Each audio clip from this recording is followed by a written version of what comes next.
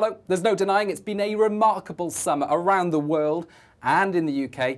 Records have been broken. Joining me to discuss the UK records is Dr Mark McCarthy, manager of the National Climate Information Centre here at the Met Office.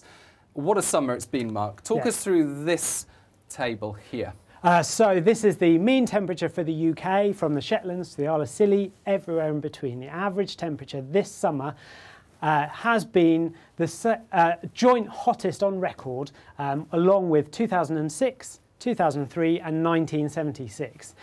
So these 4 years are only separated by a few hundredths of a degree in the statistics. So when we round that up to the nearest tenth, they all come out at 15.8.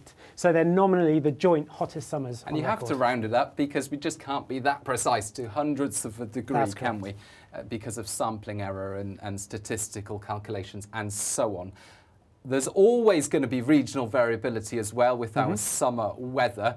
Now, this is a map of temperature anomalies, isn't it, Mark? Yeah, so how much hotter than average was it in different parts of the UK? The darker the reds, the hotter it was. So we can see across central and southern England was the sort of the peak areas for this summer's heat wave.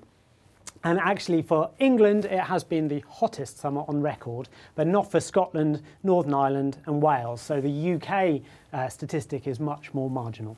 And delving even further into the regional detail, there's another temperature series that people have talked about, the Central England temperature series. Yes, so that's our very long multi-century data set, goes back to 1659, actually the longest climate data record in the world, which is brilliant for putting climate into that very long-term context. But a consequence of it is it's a much geographically more limited area to a few locations in the UK. So when we have events like this that are rather marginal and regional, then that detail makes a difference. So the exact ranking and ordering of years can be different in different data sets. Much more representative to use this, which covers, like you say, the whole of the UK. That's right, yes. And shows that it's been the joint hottest summer on record. Why was it so warm? Well, throughout much of June and July, we had the jet stream flowing to the north of the UK, didn't we? And that means that its usual low pressure systems were diverted away from British shores,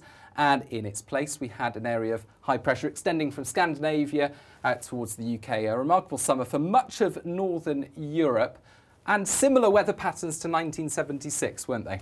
That's right, yeah. So we're comparing global temperature anomalies now from 1976 and 2018, looking for the similarities and differences. So the patterns of temperature across the North Atlantic Ocean and across much of the Northern Hemisphere continent, we see lots of similarities to 1976. But the key difference is that these are now playing out on a warmer background climate. So our world has warmed in the intervening time. So where we've got hot spots in 2018, you've got darker reds generally. Heat waves are still in similar places, varied around the world, but where you get heat waves, you get higher temperatures. Yes, that's right. What does this mean for the future? So we expect that our climate, both globally and here in the UK, is going to continue to warm through the 21st century. And a consequence of that is that when we do have these weather patterns playing out and blocking high pressures over the UK, for example, then we could see higher temperatures during those heatwave events as we move into the future. And here at the Met Office, we'll keep on checking the climate statistics, verifying those numbers and making sure that we have those records spot on. Now, thank you very much, Dr Mark McCarthy, for joining us.